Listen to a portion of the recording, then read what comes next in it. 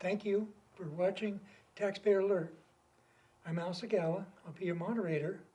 And these shows have they give us an opportunity to look and see what's happening within government and also anything else that concerns to the taxpayer.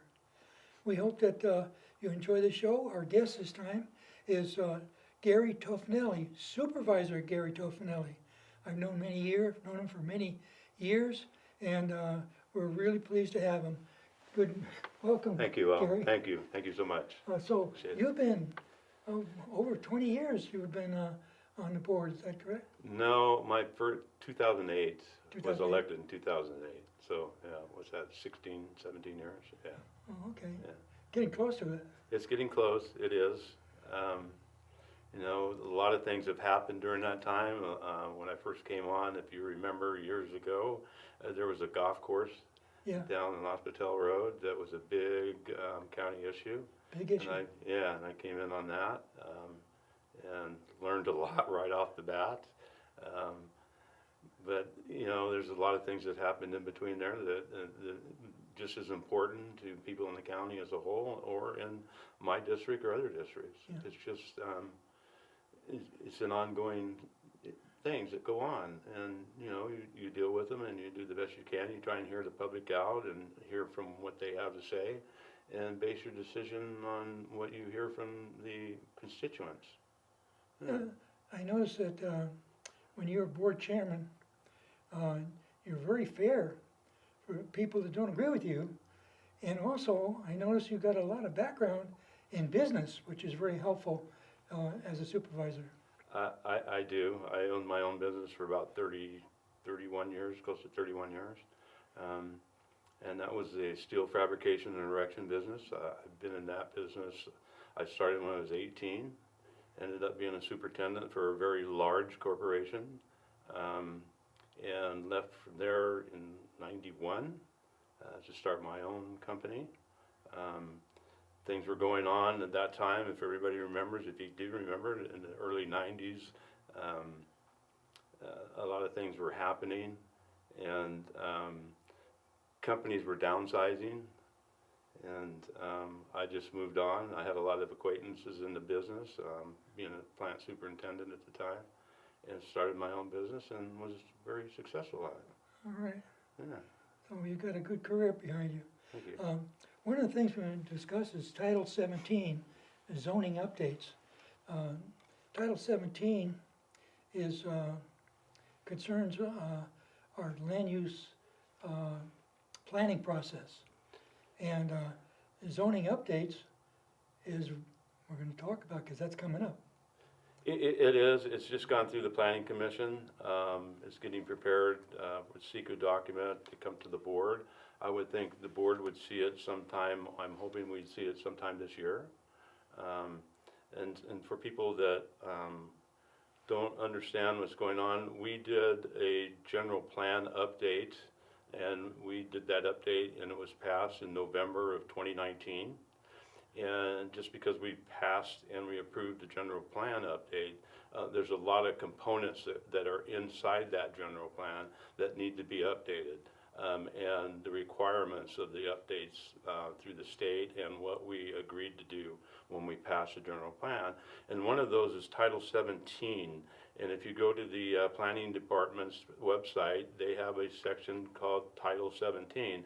And what Title 17 does is the general plan applied zones to each parcel in the county, whether it's a residential, it's a commercial, it's agricultural, whatever it is. There's a bunch of different zones. I think there's a total of maybe 15 or 16 zones, different zones.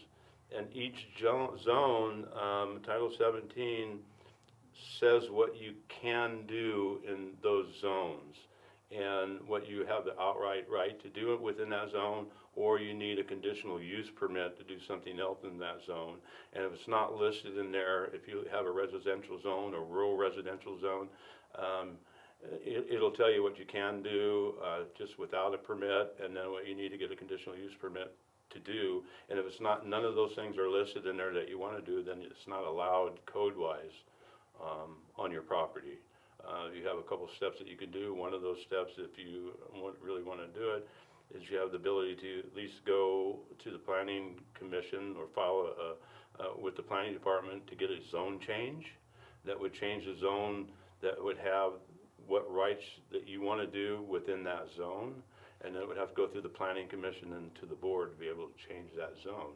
But it's a big thing because a lot of these Title 17 zoning codes for each property haven't been updated since back, some of them back in the early 70s, some of them in the early 90s. So it's been many, many years since these things have been updated, and it's a requirement that we have to update these zoning codes within a number of years. I don't know offhand the number, but within the general plan, it's our requirement to get that done. So we're up to date on them. It's just, again, it's just gone through the planning commission. It will be coming to the board hopefully sometime this year, and then you'll have an opportunity to come to the board. I don't know if we're gonna have special meetings on it. I think the last time we had doing some of this back in the early 90s, that it was special meetings, a couple special meetings that we had in the evening so people could participate and come in and give their thoughts on what they felt should be within the zone, particularly that they live in, or they have a business in, or operate in. So. Is it possible to make the general plan more freedom-friendly? That's very possible. Well, that's good. Yeah, you know, general plan is a living document. It can be updated. Yeah. It's not just something that just, okay, we adopted it and you put it on a shelf and put it away. It's a living document. It could be updated when needed.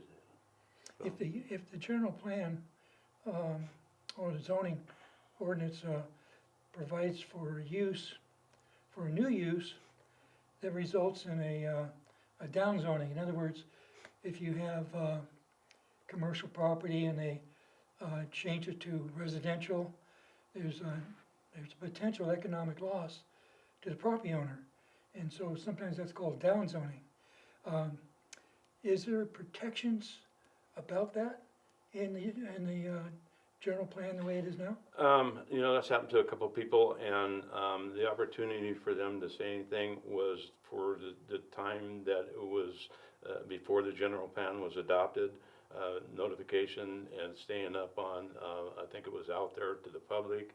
You could have gone on the planning department's website and see what your proposal for your zoning was. If you didn't agree, you have the right to say something. You could have went planning commission when that was going on there. You could have came to the board. Right now, the only other option I believe you have is that you can request for a zone change. Okay. So that is there, yeah, that's on any property. All You right. can request a zone change.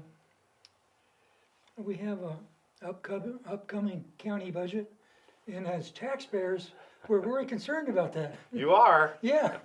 Well, I'm concerned about it too.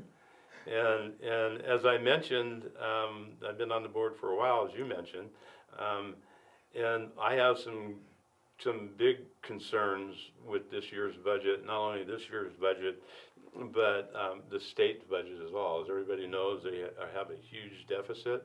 The governor wants to say it's at like 38 billion. Other estimates are it's above 68 billion. Well, back in the early days when I first came on the board, we were going through what was, you weren't supposed to say recession, but it was a recession. And things were closing down, businesses were closing, people weren't moving out because things were out tourism-wise or anything, because the jobs were being lost, and it just wasn't.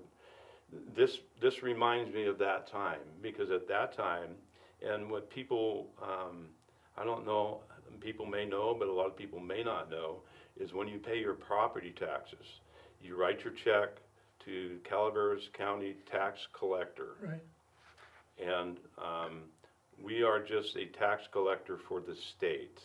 We don't keep that money. We do not keep any. The only money that we keep of it and use is if there's a bond, like we have a Delta College bond in certain areas here. There's a bond throughout the county to build the jail that people passed. That money stays here to be used to pay off the bond. special districts, if you're within a special district and you pay for some of the special districts, that money stays and that's given to the special districts. But every other penny that's collected on your tax, when you pay your taxes, goes all of it to the state. We don't keep any of it ourselves.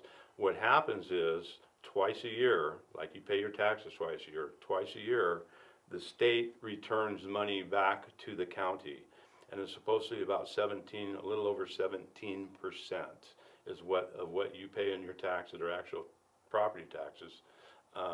The county gets back. Okay. The state keeps the rest of it, but we don't keep it right away. We have to give it all to the state, and then they return it to us. What happened back in the recession for 3 years, like 2010, 11, and 12, is the state did not return all of the money to us, all of that 17%. At one time, we only got like 12%, which is a huge deficit that we had to deal with. And a couple of times, they're supposed to return the money to us, our 17%, in December, late December, early January, and then in June, early July. A couple of times they held it and we didn't even get it. I think one time we didn't get it till like February or March. And then another time we didn't get it till August. Well, the county has to deal with it because we're a subsidiary of the state. So we're up to the state. I see possibly that happening here because the same type of deficits were with the state budget back then at this recession that we're seeing now for this current budget. And the county will have to deal with it. And whether we get a full 17%, we have to, we're start going into our, what we call a preliminary budget, and every year we have a preliminary budget, and then we have the permanent budget. The preliminary budget is usually in June, because in May, the state does their preliminary budget, and we can't do our numbers preliminary-wise until we know what the state is gonna do. Right. And what we're gonna get in return from the state, and that all comes out in May when they're doing their preliminary budget. So then we go forward based on those numbers, with our preliminary budget. But then we can't do a permanent budget for the year until September, until after the state adopts their budget permanently for the year, which is usually in July. So maybe late July, sometimes it goes a little bit further, it depends on a lot of different things. So I'm very concerned with our budget going forward this year and finding out next month, first part of June, what the state is going to do before we go into our preliminary budget. Right. It's very concerning because it affects a lot of people and a lot of services to our constituents. It's just a situation that it is the way it is because we're a subsidiary of the state. We're not an individual. We're run by the state. A lot of laws and things that we are bound by as the state passes. What percentage of our income in the county comes from government grants? Grants are a little bit different. Grants are one-time money. So when you do a budget, you base a budget, when we do general fund budget, is based on ongoing income that we know is a continuous income. Grants are a little bit different, and you budget for a one-year process, so whatever the year. Some grants are for 2 years. It depends on what the grant is and what it says in it. And then some of the grants, a lot of the grants, you have to put in money. Matching funds. Matching funds for those grants. Not all of them, but a lot of them are based that way. And a lot of grants, you have to spend the money first and then get reimbursed, which is an issue if it's a very large grant, because you have to come up with that money. Right. and pay whatever it is and then wait to get reimbursed. And then you're audited. So if you spend $300,000 and bill for $300,000, and before they pay you the $300,000, if they audit it and say, well, this isn't included, then you may not get the full $300,000 back because of the audit. And sometimes those audits don't go on until near the end of the grant, when they want to see, you know, if you've done what you're supposed to do with the money for the grant.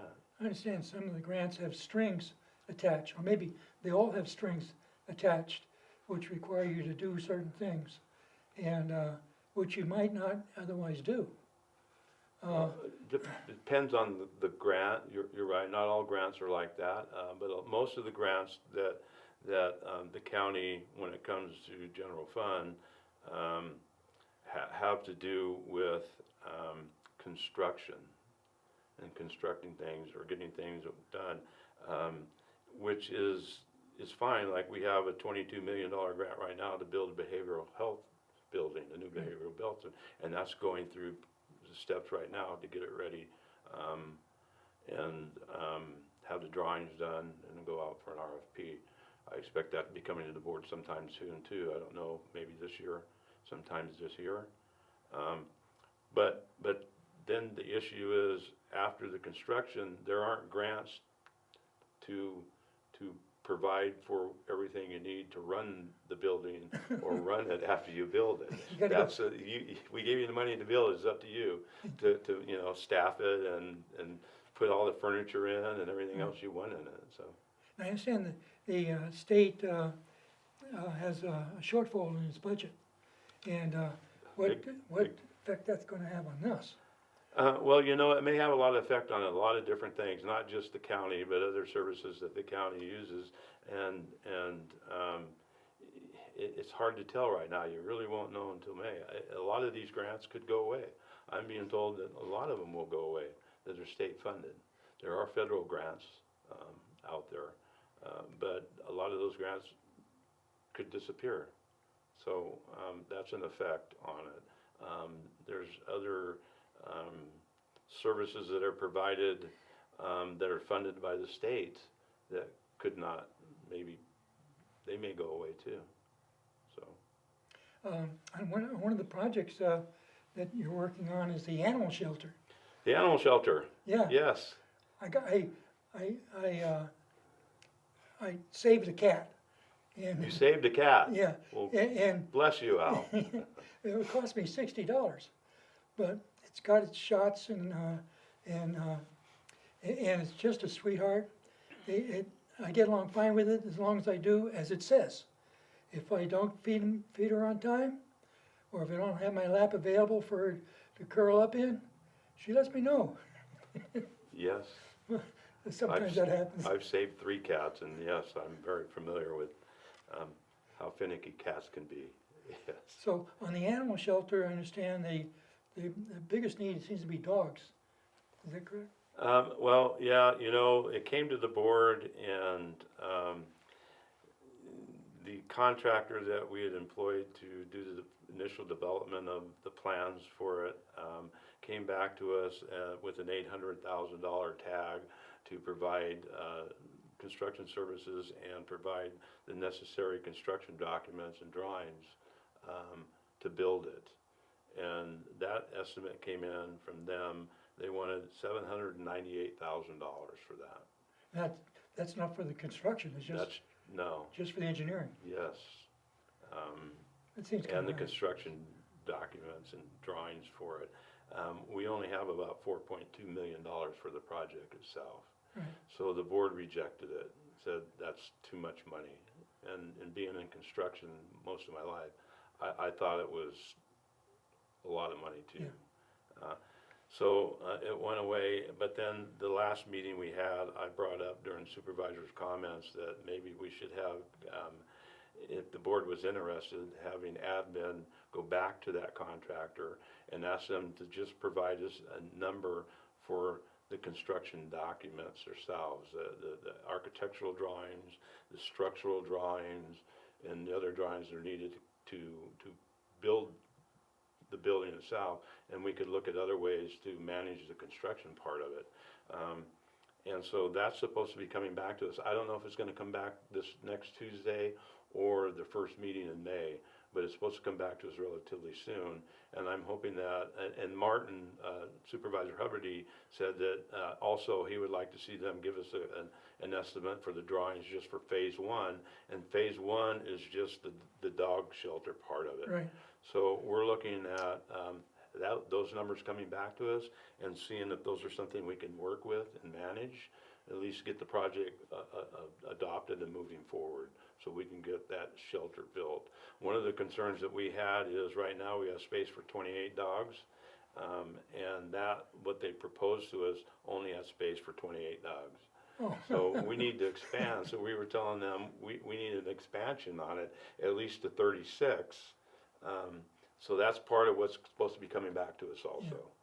Hopefully it's within the realm that we think is reasonable, and we can move on and get this thing constructed, because it's been going on since came into office.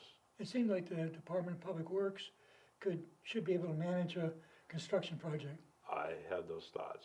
Yeah. Well, that's That's cool. a discussion the board needs to have, yeah.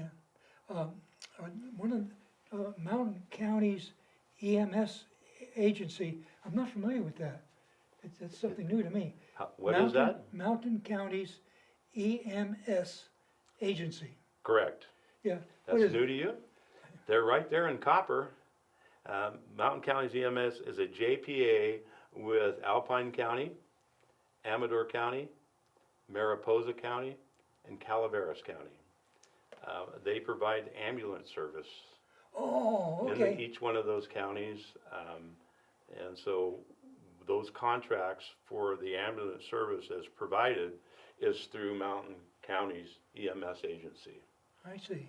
And we used to have Stanislaus County within that JPA, and it was based in Stanislaus County in Modesto, but they pulled out.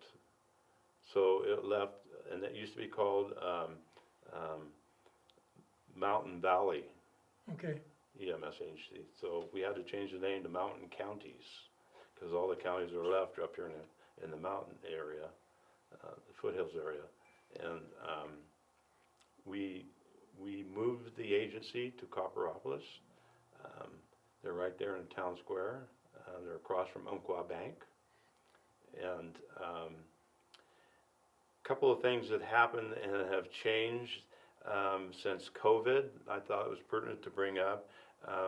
Since COVID, there was a lot of paramedics that left and found other work because they didn't, for whatever reason. So we ran into a paramedic shortage, and there's still a paramedic shortage going on right now. So one of the things that used to be provided up until last year, a little over a year ago, is when Mark Twain Hospital called and wanted to transfer a mental patient or behavioral health or mental patient to another facility that deals with that, say Sonora, not Sonora. Modesto. Yeah, but to the Bay Area, Napa and other areas, an ambulance would have to take that patient to wherever they needed to go, and it would take a paramedic out of the county and not be available in case of something happened. Right. So we went into what they call cage cars for transfer. And a cage car is a driver, and basically it's like a police car with a cage between the driver and the patient. Okay. And they're transferred that way, and that's to protect the driver in case something happens. And unless it's specifically stated by the attending physician that they need to be transferred by ambulance. Right. But a lot of times, and most of them are being transferred by a cage car, and what that does is it keeps an ambulance in our county. It keeps a paramedic in our county if it's a paramedic ambulance. And so that's a benefit to all the constituents. It keeps one close by. You wouldn't want to have an emergency call for whatever reason, a car accident, or somebody in your family is having an episode, you need an ambulance there immediately with a paramedic that can give medical assistance. Yeah.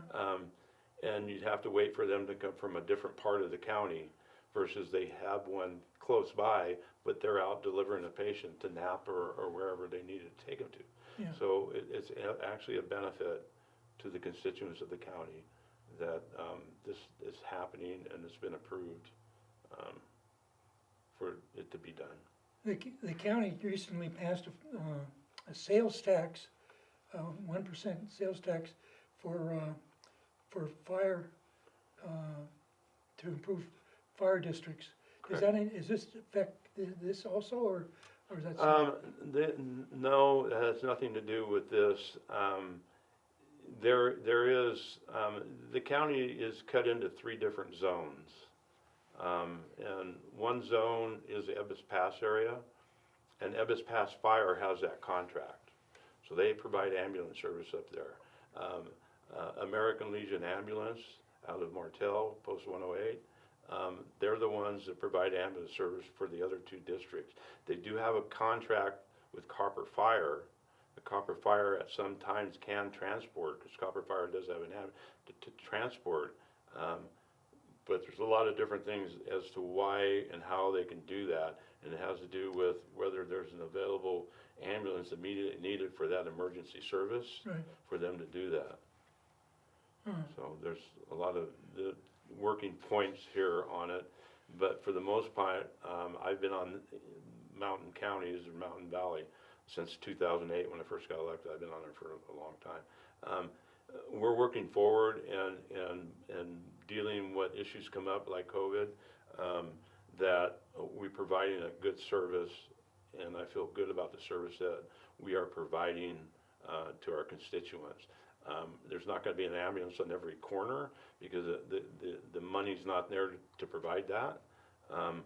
But we have the ambulances staying in the county now, unless it's an immediate emergency that need to be transferred to Napa, or there's several places in the Bay Area that deal with mental patients or behavioral health people that we have to transfer to.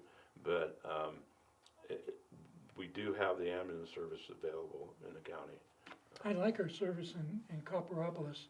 They're pretty responsible. That's good. I'm Yeah. glad to hear that. Yeah. The taxpayers sometimes say good things about government. They do. Well, Gary, we're coming towards the end of our show now. Is there anything you want to leave the viewers in a way of your thoughts? I would just say this, and thank you, Al. Please keep an eye on Title 17, because when it comes to the board, and I'll try and give information out there when it comes to the board, it's your opportunity to speak up. You missed the Planning Commission part of it if you didn't go there, but this will affect everybody, and you may not agree on some of the things that are put in what you can do in your zone. It may not affect you at all, but it may, and it's going to be very difficult after it's passed to be able to change some of it. The other thing is keep an eye on the budget, because it could be very contentious going forward. Thank you for being our guest. You're welcome. Thank you for watching Taxpayer Alert. See you next time.